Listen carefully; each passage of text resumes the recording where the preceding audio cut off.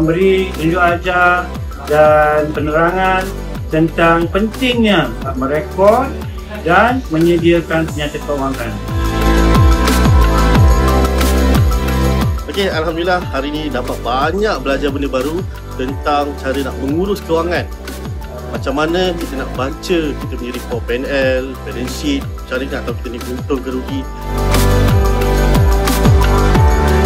Hari ini saya belajar tentang cara pengurusan kewangan. Cik saya banyak memberikan penerangan macam mana kita nak susun kewangan kita. Hari ini saya bangga dapat bersama-sama dengan 50 usahawan daripada Yayasan Hijrah di mana saya berkongsi tentang aspek undang-undang perniagaan. So saya ucapkan selamat menuju jaya kepada semua usahawan Yayasan Hijrah ni dan all the best to their business. Saya berasa bertuah kerana saya salah seorang peniaga yang terpilih untuk mengikuti sesi pembelajaran untuk memantapkan lagi perniagaan saya untuk masa yang akan datang.